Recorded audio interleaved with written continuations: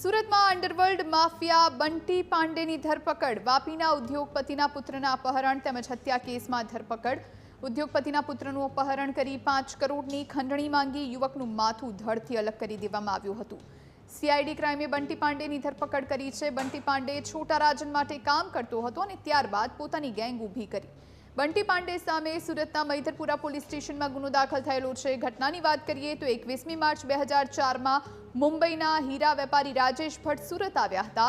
તેઓ સુરત આવ્યા ત્યારે હીરા ખરીદવા બોલાવી અપહરણ કરવામાં આવ્યું। રાજેશની પત્ની જે અમેરિકામાં રહેતી હતી તેને અને મુંબઈમાં રહેતા ભાઈને ધમકી આપી કોલ કરી 2 કરોડ રૂપિયાની માંગ કરી હતી। ત્યારબાદ ચકલાસી લઈ જવાયેલા રાજેશની હત્યા કરી તેની લાશને કેનાલમાં ફેંકી દેવાઈ તથા તેની પાસે રહેલ રોકડા રૂપિયા, સોનાની ઘડિયાળ, પાસપોર્ટ અને $15,000 લૂંટી લીધા। રાજેશની હત્યા પહેલા રેકોર્ડિંગ કરાવ્યું જેમાં રાજેશ બોલતો હતો કે પૈસા આપી મને છોડાવી દો। આ રેકોર્ડિંગના આધારે પરિવાર પાસે પણ પૈસા લીધા। વાપીના કેસમાં તપાસ પૂરી થયા બાદ સુરત ક્રાઇમ બ્રાન્ચે બંટી પાંડેની ધરપકડ કરશે। વાપીના ઉદ્યોગપતિના પુત્રના અપહરણ અને ત્યારબાદ હત્યાના કેસમાં સીઆઈડી ક્રાઇમ દ્વારા આજે અંડરવર્લ્ડ માફિયા છે બંટી પાંડે તેની ધરપકડ કરવામાં આવી છે। મહત્વની વાત કહી શકાય કે આજે અંડરવર્લ્ડ માફિયા છે બંટી પાંડે જે છે તેનો આજે હાથ છે તે આજે મહત્વની વાત એ છે કે આજે અંડરવર્લ્ડ આજે બંટી પાંડે માફિયા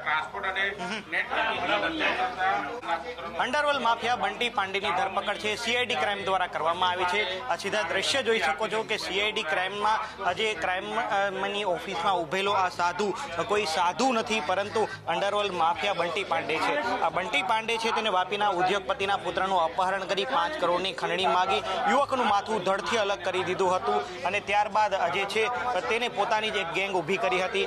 અંડરવર્લ્ડ જે માફિયા છે બંટી પાંડે તે છોટા રાજન માટે કામ કરતો હતો અને ત્યારબાદ પોતાની અલગ ગેંગ ઊભી કરી હતી અને આજે સમગ્ર જે મામલો છે જે ઉદ્યોગપતિના પુત્રની હત્યાનો તેમાં હાલ સીઆઈડી ક્રાઇમ દ્વારા તેની ધરપકડ કરવામાં આવી છે। સુરતના મૈધરપુરા પોલીસ સ્ટેશનમાં પણ આજે બંટી પાંડે છે તેની સામે ગુનાઓ દાખલ થયા છે અને ગુનાહિત જે ઇતિહાસ તેનો જે છે તે ખૂબ મોટો હોવાના કારણે તે પોલીસ પકડથી દૂર ભાગતો હતો અને ત્યારબાદ તેને જે પોતાનું આજે સાધુનો વેશ પણ ધારણ કરી લીધો હતો એટલે કે પોતે સાધુ બની ગયો હતો અને હાલ સાધુ બન્યા બાદ પણ બંટી પાંડેની ધરપકડ છે સુરત સીઆઈડી ક્રાઇમ દ્વારા કરવામાં આવી છે અને આ બાબતે વધુ પૂછપરછ છે તેની હાથ ધરવામાં આવશે। કયા કયા ગુનાઓ તેના પર છે કઈ અને કેટલા ગુના અત્યાર સુધી આચરી ચૂક્યો છે તે તમામ બાબતો પર પૂછપરછ છે તે સીઆઈડી ક્રાઇમ દ્વારા કરવામાં આવશે। કેમેરા પર્સન કે સી વગર મિત્રો આપણા ન્યૂઝ કેપિટલ સુરત।